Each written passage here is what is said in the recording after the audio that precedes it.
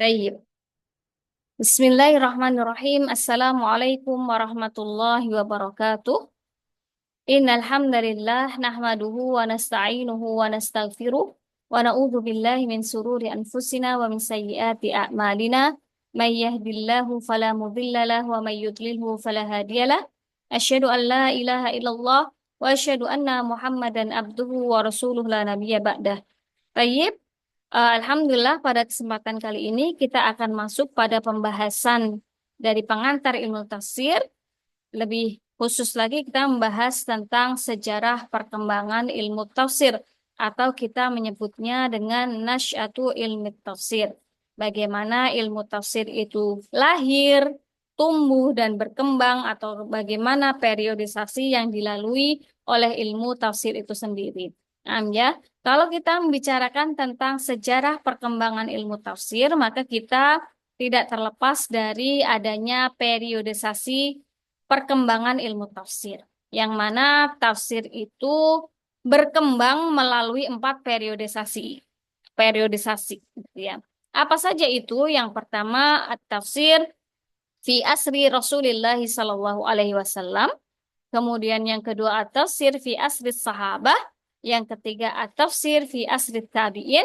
Kemudian yang selanjutnya adalah at-tafsir fi asri tabi'in atau at-tafsir fi asri al-ulama ba'da tabi'in. Gitu ya. Maka yang pertama kita akan membahas dulu mengenai tafsir pada masa Rasulullah Shallallahu Alaihi Wasallam. Apakah ilmu tafsir itu memang sudah ada di zaman Rasulullah Shallallahu Alaihi Wasallam ataukah belum ada atau baru berkembang setelah itu atau seperti apa begitu ya? Jadi kalau kita melihat tafsir pada masa Rasulullah, apakah memang sudah ada? Jawabannya adalah ada. Kenapa? Karena Rasulullah Shallallahu Alaihi Wasallam berperan sebagai mubayyin lil Quran, berperan sebagai seseorang yang menjelaskan makna-makna yang tersembunyi di dalam Al-Quran, termasuk menjelaskan apa makna, kemudian apa hikmah, atau apa maksud dan tujuan dari ayat-ayat Al-Quran. Begitu ya. Jadi Rasulullah itu berperan sebagai mubayyin lil Quran. Hal ini tentunya didukung dengan beberapa ayat yang menjelaskan bahwasanya Rasulullah itu mubayyin lil Quran. Mada al-misal? Al-misal yakni fi surati Ibrahim ayat 4. Begitu ya. Yani fi qaulillahi ta'ala wa ma arsalna mir rasulin illa bilisani qaumihi liyubayyina lahum.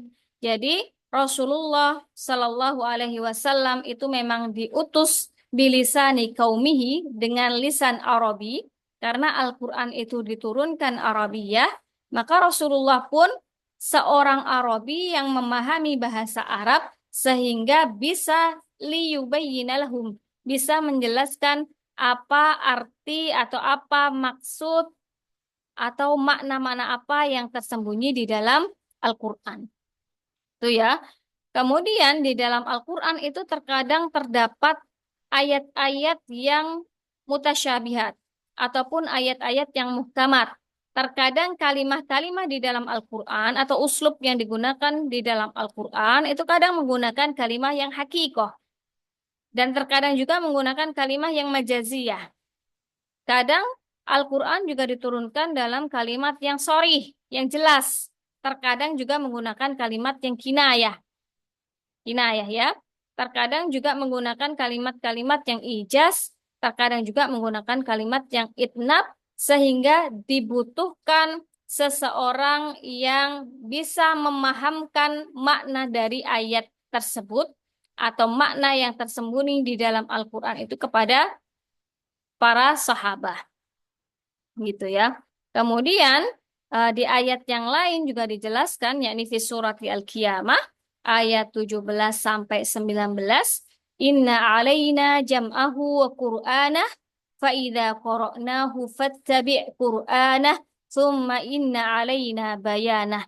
Jadi ya, thumma inna alaina bayanah. Jadi penjelasan Rasulullah Shallallahu Alaihi Wasallam terhadap Al-Quran atau terhadap ayat-ayat Al-Quran itu pada hakikatnya berdasarkan petunjuk dari Allah Subhanahu wa Ta'ala. Ketika Nabi Muhammad Sallallahu Alaihi Wasallam menjelaskan ayat per ayat atau menjelaskan suatu makna di dalam Al-Quran, sesungguhnya wa ma yantiku anil hawa in huwa illa wahyu yuha. Jadi seperti itu. Kemudian yang kedua, bahwasanya kita tidak terlepas ya dari asbabun nuzul lil ayah, bahwasanya setiap ayat itu pasti memiliki latar belakang. Setiap ayat itu memiliki asbabun nuzul, memiliki alasan-alasan kenapa ayat itu diturunkan, memiliki latar belakang, memiliki sebab kenapa ayat itu diturunkan, atau pada peristiwa apa ayat itu diturunkan. Dan itu berkaitan dengan masa wahyu turun atau masa ketika Al-Quran itu turun kepada Nabi Muhammad Sallallahu Alaihi Wasallam. Nah, jadi dari situ kita bisa melihat bagaimana Rasulullah menjelaskan, ada banyak sekali contohnya ya. Rasulullah menafsirkan karena sesuai dengan fungsi dari hadis itu sendiri, bahwasanya hadis atau sesuatu yang bersumber dari Rasulullah ma'udhifa minan Nabi sallallahu alaihi wasallam min kaulin au fi'lin au takririn itu memiliki fungsi terhadap Al-Qur'an yang mana salah satunya adalah untuk bayan takkid. Itu ya. Yang pertama bayan takkid. Yang kedua adalah bayan tafsir untuk menjelaskan apa yang masih belum jelas di dalam Al-Quran. Kemudian fungsi yang lain adalah bayan takdir dan juga untuk bayan tasyri seperti itu. Nah ya, jadi penafsiran yang dilakukan oleh Nabi Muhammad mempunyai sifat dan karakteristik tertentu, di antaranya biasanya mengenai penegasan makna atau bayan tasrif atau bayanu at-ta'kid gitu ya. Atau terkadang juga perincian makna.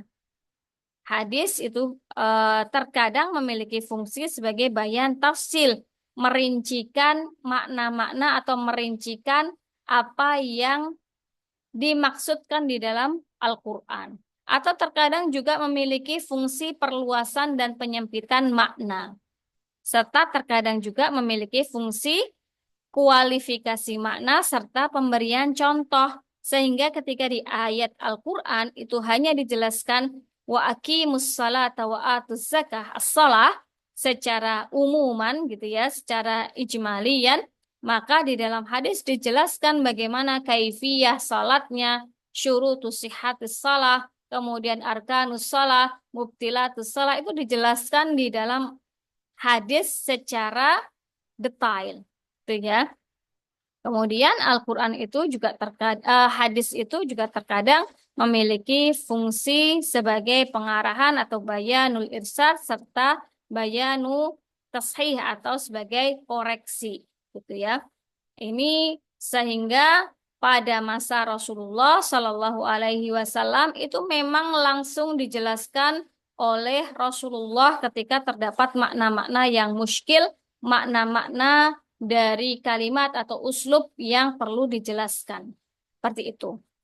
Nah, kemudian setelah wafat Rasulullah Shallallahu Alaihi Wasallam, artinya kita masuk pada periode sahabah atau bagaimana tafsir fi asri sahabah. Bagaimana tafsir itu berkembang pada masa sahabah. Ya. Yang pertama, karakteristik yang ada pada tafsir di masa sahabah yaitu berdasarkan pada riwayah, berdasarkan pada nakal atau berdasarkan pada apa yang diriwayatkan oleh para sahabat mengenai makna ayat atau mengenai tafsir dari ayat-ayat tertentu. Nah, ya, sehingga ini nanti menjadi cikal bakal dari tafsir bil ma'thur atau tafsir bil riwayah, yaitu tafsir yang didasarkan pada riwayat-riwayat. Misalkan saja tafsirul Quran bil hadis atau tafsirul Quran bi qaulis sahabah. Ya. Kemudian yang kedua, bagaimana apa yang terjadi apabila tidak ditemukan riwayat apapun atau tidak ditemukan hadis apapun mengenai suatu ayat, gitu ya. Maka para sahabat melakukan ijtihad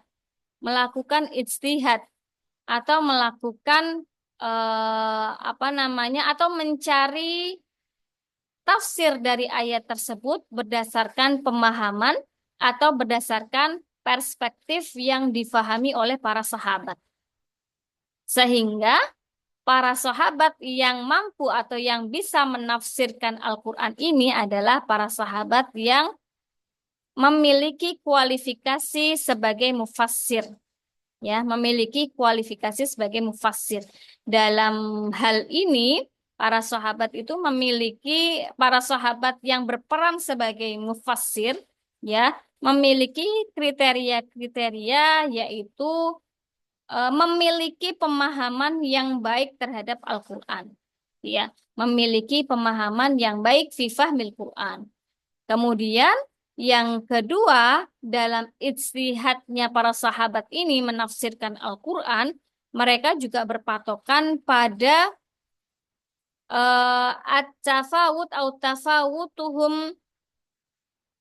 tafawutuhum fi quwwatil fahmi wal idrok.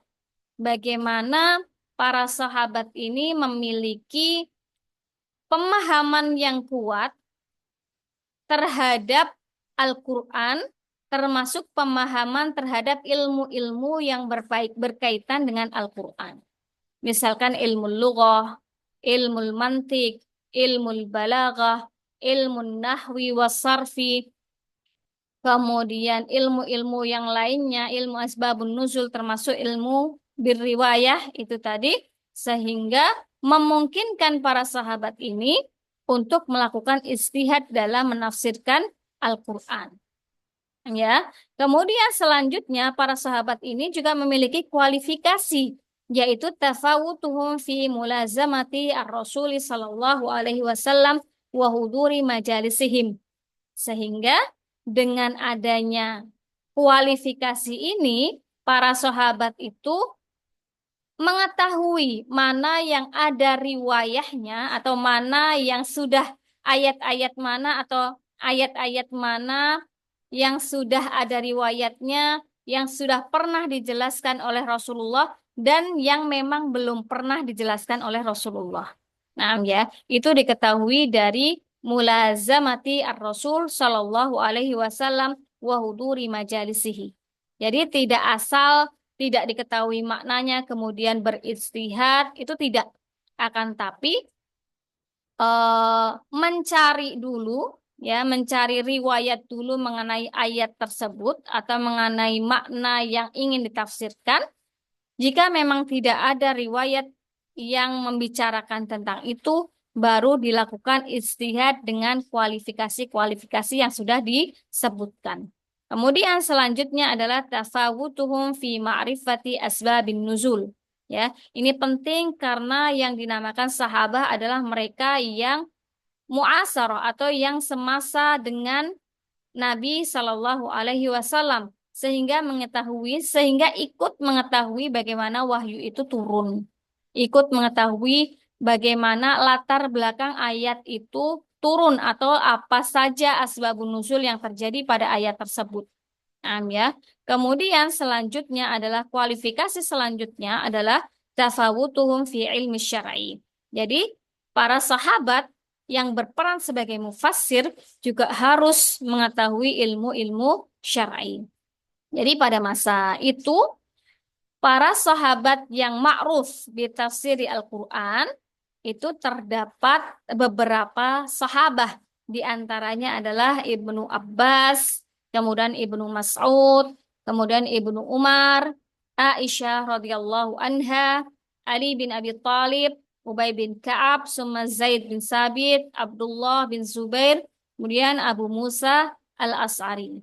Nah, ya, jadi ini ulama-ulama para sahabat yang banyak memiliki riwayat mengenai tafsir Al-Quran atau yang mampu beristihad dalam penafsiran Al-Quran.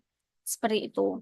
Ya. Kemudian tafsir pada masa tabi'in. Ketika masa sahabat ini sudah selesai, ya, artinya hal ini berpindah kepada tafsir fi asri tabi'in. Bagaimana tafsir itu berkembang di masa tabi'in, ya. Di masa tabi'in ini pada akhirnya muncul madrasah-madrasah tafsir.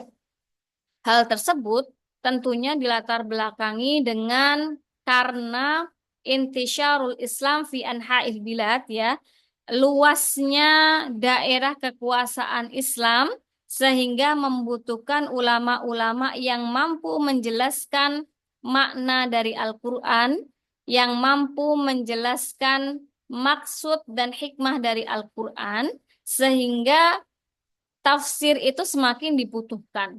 Sehingga ilmu untuk memahami Al-Quran itu semakin dibutuhkan. Sehingga pada masa ini muncul madrasah-madrasah tafsir.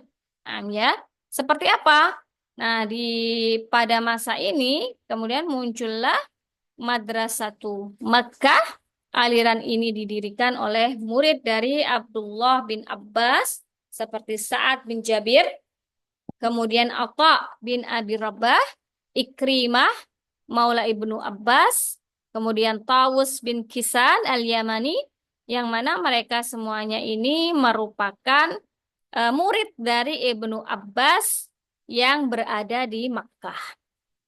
Selain di Makkah, terdapat Madrasatu Madinah, yang mana aliran ini dipelopori oleh Ubay bin Ka'ab, yang didukung oleh para sahabat atau para tabi'in yang berada di Madinah seperti Abu Aliyah, kemudian Zaid bin Sabit, Zaid bin Aslam, kemudian Muhammad bin Ka'ab Al-Qurazi. Nah, ya, di sisi lain di jauh sana itu juga timbul atau juga tumbuh dan berkembang Madrasatul Iraq di Irak. Nah, ya, aliran Irak ini dipelopori oleh Abdullah ibnu Mas'ud, yang mana Ibnu Mas'ud ini sebagai ulama di Kufah dan penafsirannya banyak digunakan di Kufah. Jadi pada masa tabi'in ini metode penafsiran yang digunakan oleh para tabi'in adalah metode tafsir bil ma'thur, atau kita tadi menyebutnya dengan tafsir bil riwayah, yang didasarkan pada periwayatan dari Rasulullah Sallallahu Alaihi Wasallam dan juga terhadap kaulus sahabah. Kemudian muncul metode selanjutnya yaitu tafsir bid-diroyah atau tafsir dengan ijtihad atau tafsir bir-ra'yi, berdasarkan pendapat, berdasarkan perspektif, berdasarkan pemahaman yang dimiliki oleh para ulama di masa tabi'in. Nah, kemudian selanjutnya adalah tafsir pada masa tabi'u tabi'in, yang mana akan terbagi menjadi tafsir fi kibar tabi'in, kemudian tafsir fi wasat atau masa pertengahan tabi'in, ya, kemudian masa sekarang ini atau masa kontemporer seperti itu. Nah, insya Allah kita akan lanjutkan pada pertemuan yang akan datang mengenai tafsir pada masa ulama setelah masa tabi'in.